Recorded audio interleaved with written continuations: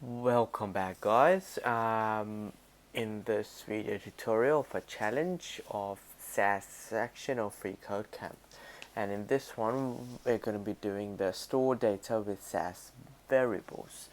So it says one feature of Sass that's different than CSS is that it uses variables.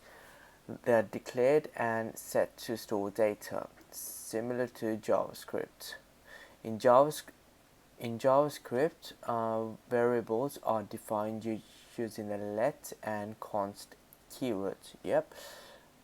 However, in Sass, variables start with a dollar followed by the variable name. Cool. Interesting. I didn't know that because I haven't done Sass before, so this is my first time as well. So I'm learning as well as teaching you guys too. So in short, we're learning together, which makes it even more fun, right? Cool. So it gives us the examples. So it declares the main font, saying $ main font. I'm assuming that's the variable name, and then it sets the font here, and then it wants to set the heading color, so it declares another variable, prefixing it with a $ and then puts a value of it.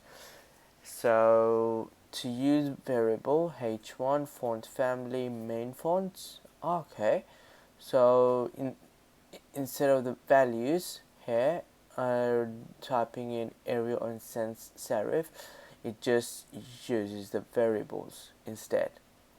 Cool. And for color, it uses the variable too. Interesting. So one example where variables are useful is when a number of elements need to be the same color.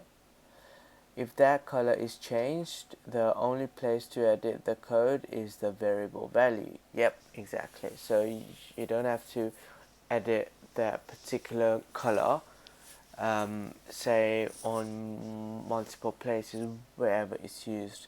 You can just go to the variable name and change to from green to red, and it will affect all the elements that are using that style.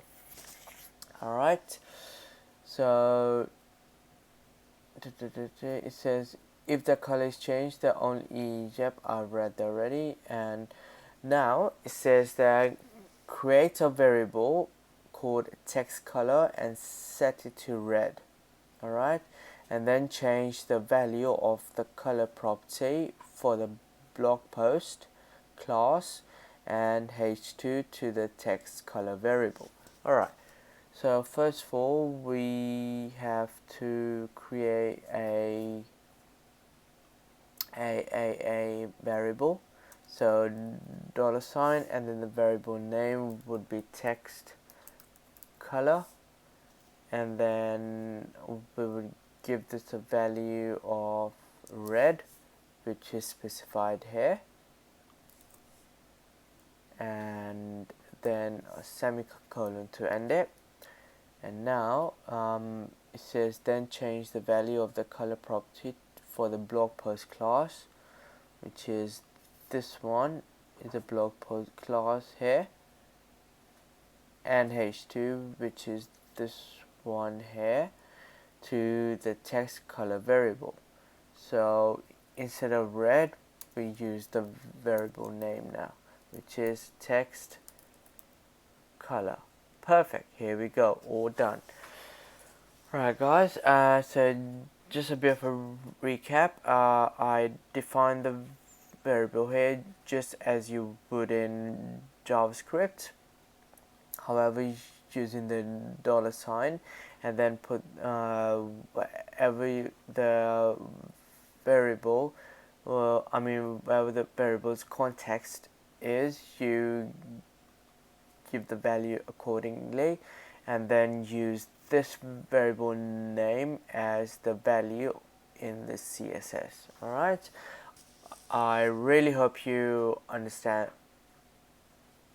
this, and if you still have any questions or comments, leave them below and I'll make sure I'll go back to you. Alright, until next time, have fun coding, and we will quickly run the test. Yes, you're king of the world. Alright, and I'll see you in the next video.